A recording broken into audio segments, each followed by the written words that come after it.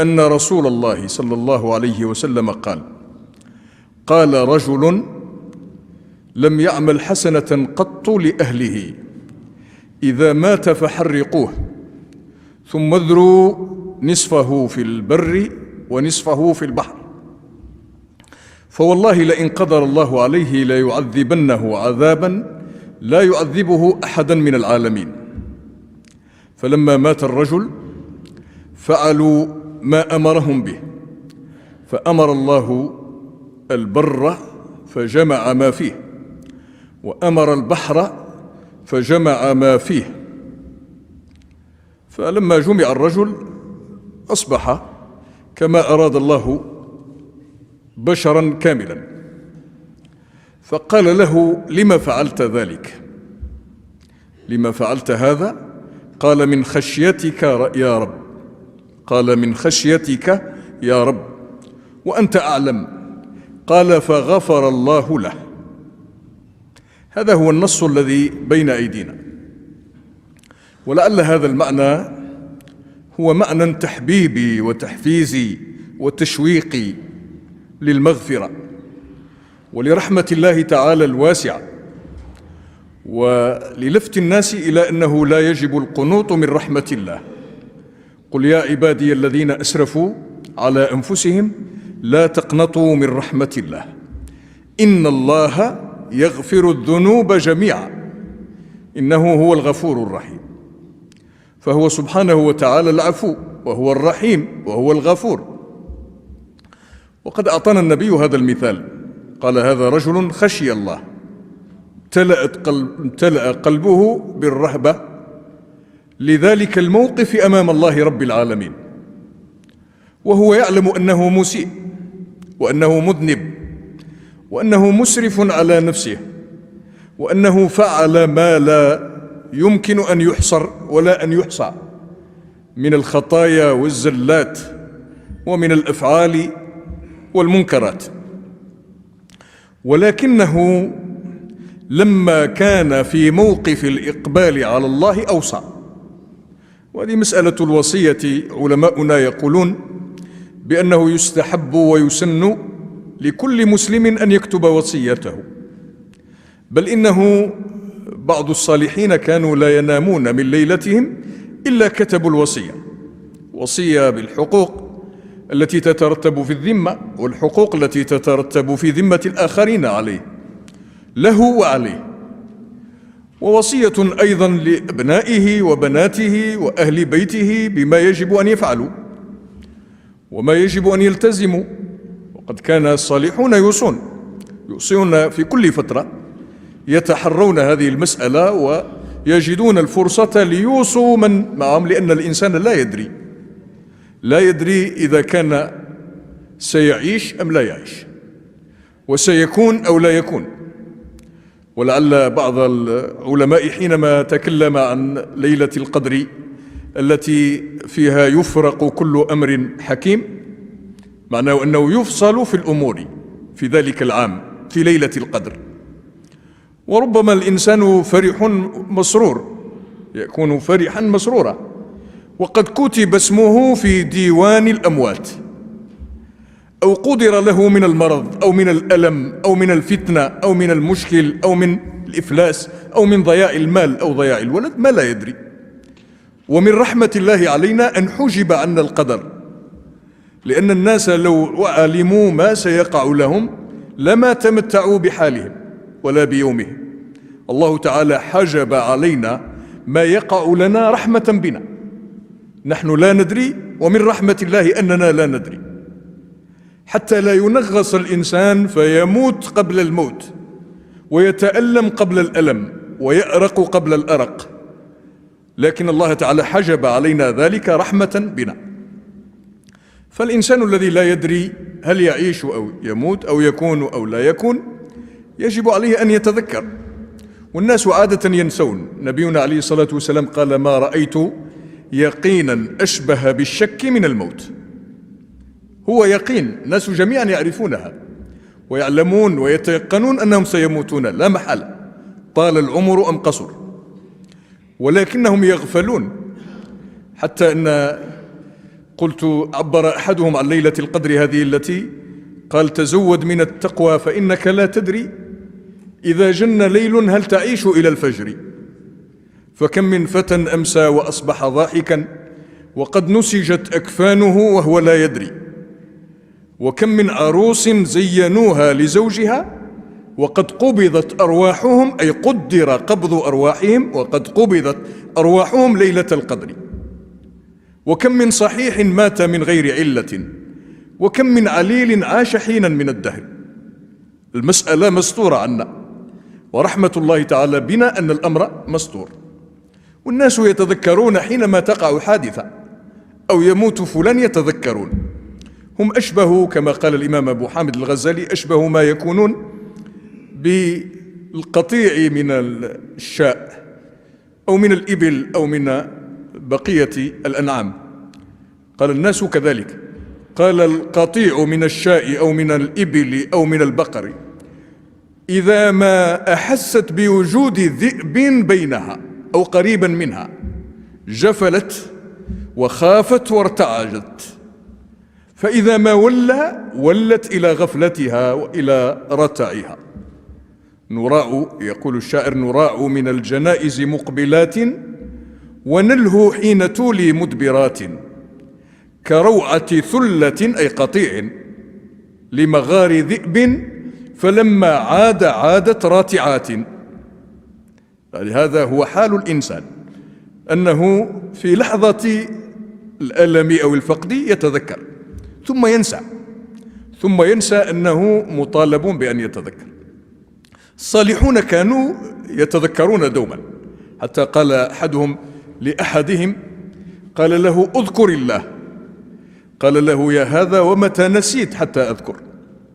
هؤلاء كانت قلوبهم مربوطة بالله في كل لحظة، لا يغفلون ولا يجفلون ولا يهيمون ولا ينسون، ولا يبقون دائما قلوبهم مربوطة بالله. حتى يقول أحدهم وهو في حانوته في بغداد، يقول له: أراك لسانك لا يفتر عن الحركة. فيقول له: يا هذا، الجسم في الحانوت والقلب في الملكوت، أنا موجود ولكن قلبي موصول بالله لا أبرح. ولهذا قال له: ومتى نسيت؟ لأن التذكر بعد النسيان. قل فلان كان عنده أمانة فنسيها، فتقول له: هل تذكرت تلك الأمانة؟ اذكرها فإنها عندك. كلمة اذكر هي نسيان ما كان عنده، ويريد أن يعيد ذاكرته لئلا تنسى، يعيد ذاكرته إلى الشيء. فالذكر هو إعادة القلب بعد غفلة عن المذكور، هذا معنى الذكر، إعادة القلب إلى ترك الغفلة وتذكر من نسيه وهو الله. ولهذا يقول لي العذول: نسيت ربي وهل أنسى فأذكر ما نسيت، شربت الحب كأسا بعد كأس فما نفد الشراب ولا رويت. يقول لي العذول: ذكرت ربي وهل أنسى فأذكر ما نسيت. هؤلاء الصالحون كانوا يذكرون الله دوما ولا يغفلون. ولعل الخشية حينما تكون هي التي تجعل الإنسان يوصي، وقلنا الوصية لا تكون إلا بالخير عادة. هذا الذي أوصى بما أوصى به هذا الرجل يعتبر قد خرج على المنهج، ولعل نبينا ذكر المثال على أنه موجود في بني إسرائيل أو من قبلنا من الأمم، قد يكون الأمر هذا موجودا، ولكنه لم يذكر أنه منسوب إلى أحد بذاته.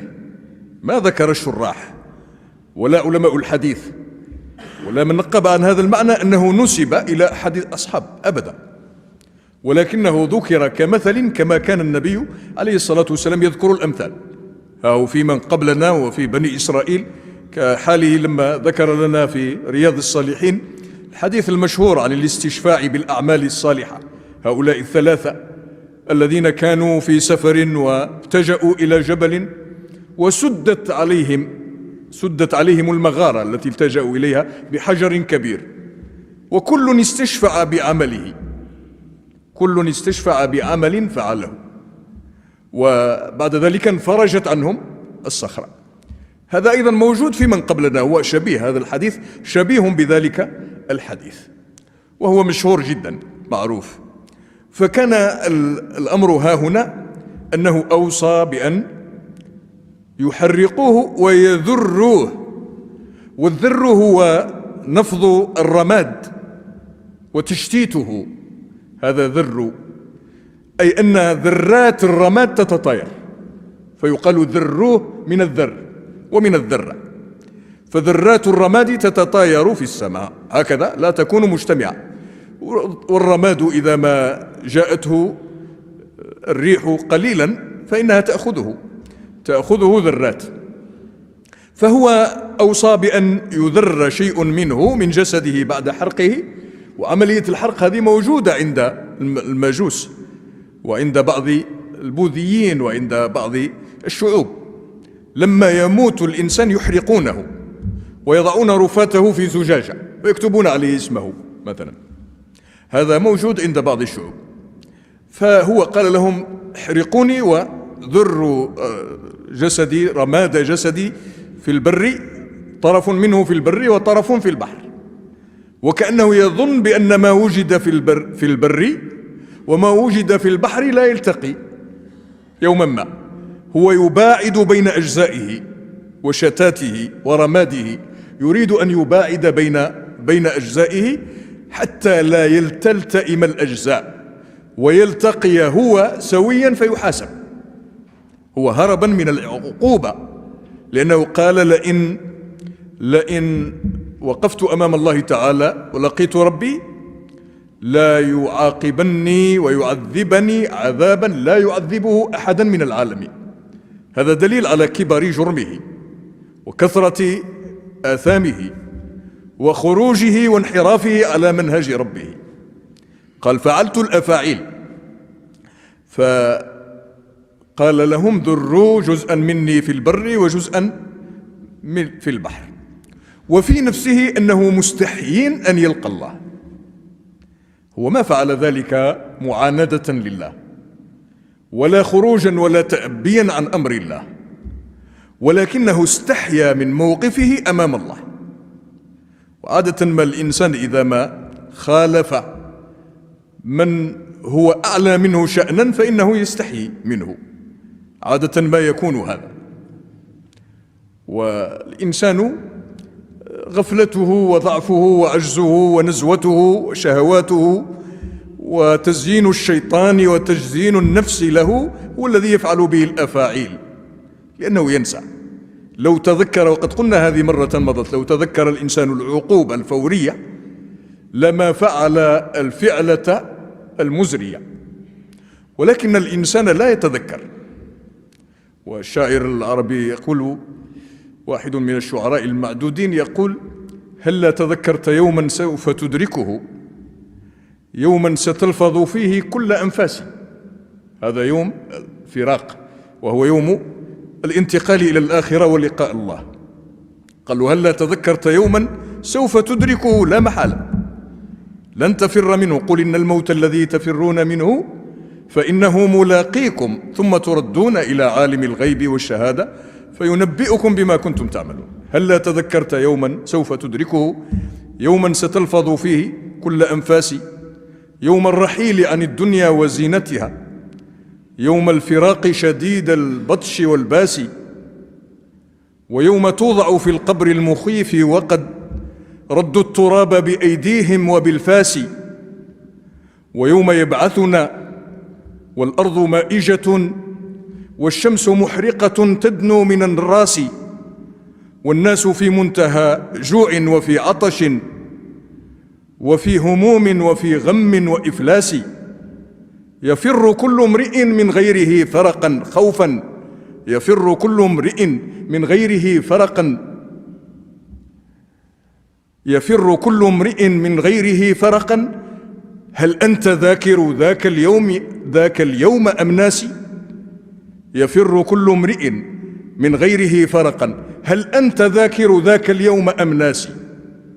الناس ينسون ولا يتذكرون ذلك اليوم، وهو أمر لا بد منه ولا مفر منه. أي يومي من الموت أفر، يوم لا يقدر أو يوم قدر. يوم لا يقدر لا أرهبه، ومن المقدور لا ينجو الحذر، لا مفر. فها هنا قال بأنه استحيا من الله تعالى أن يقف وتذكر موقفه، ولكن بعد حياة من الآثام والآلام والخروج عن منهج الله وفعل ما فعل. فها هنا كأنه قال بأنه لم يفعل خيرا قط. بعض علمائنا قالوا هذا الذي كانت نهايته أن غفر الله له، كأنه يقول إنه لم يفعل خيرا قط إلا التوحيد، إلا أنه كان يقول لا إله إلا الله، كان يوحد الله. هذا ربما يكون المعنى متلائما ومتناسبا، لأن الله تعالى قال إن الله لا يغفر أن يشرك به ويغفر ما دون ذلك لمن يشاء.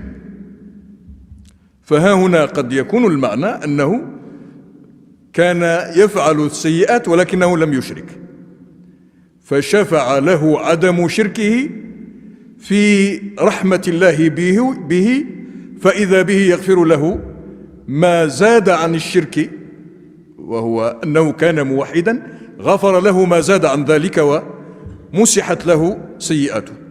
يمكن أن يكون المعنى هكذا. الإيمان إذن موجود في قلبه، وربما تكون هذه الزيادة في بعض كلام بعض الشارحين، قال إلا أنه كان موحدا لم يفعل خيرا قط إلا التوحيد، فإنه كان موحدا. قالوا هذه الزيادة ربما تكون شافعة له في أن يغفر الله له. ولكن هذه الزيادة ليست بصحيحة، ما هي موجودة، لا توجد في الموطأ ولا توجد في الصحاح، ولكنها توجد في الشروح. في شروح بعض العلماء يقولون بأن هذا زائدة، والنص هنا ترك الأمر عاما ولم يخصص، لأنه بالتوحيد ولا بدون توحيد الله تعالى قادر على أن يغفر لمن يشاء.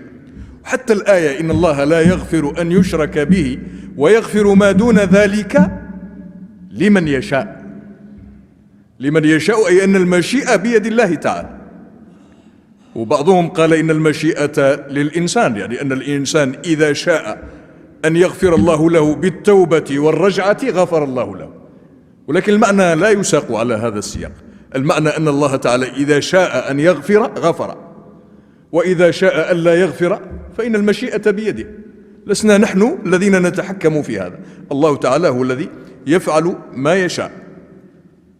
فها هنا النص كأنما يوحي لنا بأن الرجل كان في قلبه إيمان ولكنه كان عاصيا فوقع له ما وقع.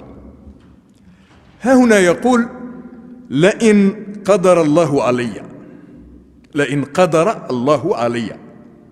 هل هنا قدر من القدرة أم قدر من التقدير؟ هنا المعنيان واردان. إذا كان يقصد أنه قدر علي بمعنى أنه من باب القضاء والقدر، أنه إذا قدر علي أن أقف أمامه بسيئاتي فسيكون منه أن يعذبني عذابا لا يعذبه أحدا من العالمين. هذا مفهوم وموجود. فقالوا إنه بعضهم قال إنها ليست من باب القدرة، لأنه يعلم أن الله قادر، فكيف يقول إذا قدر الله علي؟ إذا قدر هنا عبارة عن فعل عن اسم شرط لما يستقبل من الزمان، والشرط عادة يكون فيه الواقع وعدم الواقع. إذا قدر معناه يقابلها إذا لم يقدر، والله تعالى لا يوصف بهذا، لا يوصف بأنه لا يقدر أبدا. فالله تعالى قادر على كل شيء، لا يمكن أن يعزب عن علمه مثقال ذرة في الأرض ولا في السماء، ولا يغيب عن قدرته شيء في الوجود. هو يعلم دبيب النملة السوداء على الحجرة الصماء في الليلة الظلماء، وهو يقول ما من دابة في الأرض كبرت أو صغرت إلا على الله رزقها ويعلم مستقرها ومستودعها كل في كتاب مبين. فهو سبحانه وتعالى القيوم على كونه وعلى وجوده، ونحن نقرأ في آية الكرسي: الله لا إله إلا هو الحي القيوم. وما دام قيوما فهو قائم على كل شيء، قادر على كل شيء، لا يمكن أن يخرج شيء عن علمه وإرادته وتدبيره سبحانه وتعالى. فذلك أمر واجب في حق الله كما يقول علماء التوحيد. فالله سبحانه وتعالى على كل شيء قدير. وربما ظنوا هذا المعنى، هذا أنه يقدر بمعنى من القدر، كما وقع لسيدنا يونس عليه السلام وذنون إذ ذهب مغاضبا فظن أن لن نقدر عليه فنادى في الظلمات أن لا إله إلا أنت سبحانك إني كنت من الظالمين. سيدنا يونس عليه السلام هنا نبي مرسل، كيف يعقل أن يكون النبي يمر في ذهنه في لحظة من اللحظات أن الله لا يقدر عليه؟ لا يكون المعنى إلا آخذا نفس المعنى الذي أوله العلماء، وأن المسألة من القدر لا من القدرة. قدرة الله واقعة وحقيقة لا شك فيها ولا ريب، ولكن أن لن نقدر عليه بمعنى أننا لن نقدر له ما يكون فيه ما يخالف وضعه مع قومه، لأنه خرج مغاضبا وظن ظنا، والظن ليس بصحيح. فقالوا إن لن نقدر عليه كما هو الحال لو قدر علي، هذه نفس الدلالة. قالوا أنها من التقدير والقضاء، أو أنها من التقتير والتضييق، وهذا أقرب إلى المعنى، وليست من القدرة، ليست من قدر فهو قادر، ليس هذا هو المعنى. قال ربما تكون من القدر أي قدر عليه، وتكون أيضا قدر بمعنى قتر عليه وضيق. فأما الإنسان إذا ما ابتلاه ربه فأكرمه ونعمه فيقول ربي أكرمني، وأما إذا ما ابتلاه فقدر عليه رزقه فيقول ربي أهانا. قدر بمعنى ضيق عليه رزقه ونقص عما كان عليه.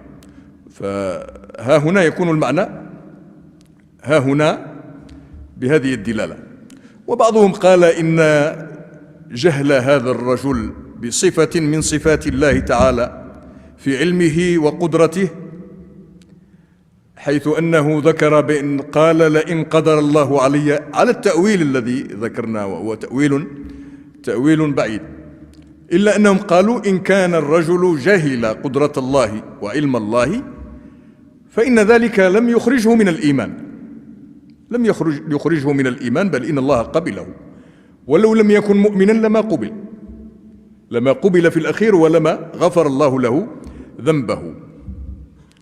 وقد سأل الصحابة رسول الله صلى الله عليه وسلم عن القدر وهم كانوا جاهلين معنى القدر، والجاهل إذا سأل متعلما فلا يؤاخذ على سؤاله، لكن الذي يؤاخذ هو العارف الذي يريد أن يناقض معاني الشرع أو المفاهيم التي أعطاها الله تعالى في كتبه وفي قرآنه، يريد أن يخالفها بإلحاد أو بكفر أو بظلم أو بمفسدة أو بتأويل خارج عن المراد، وهو يعلم أن الحق غير ما هو واقع.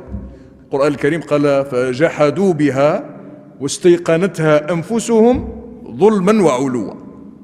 جحدوا بها، جحدوا بالإيمان وبالآيات وبالشريعة وبالدين، جحدوا بها بآيات الله تعالى وبدعوة النبي ورسالته، ولكن قلوبهم كانت تعرف أنها الحق.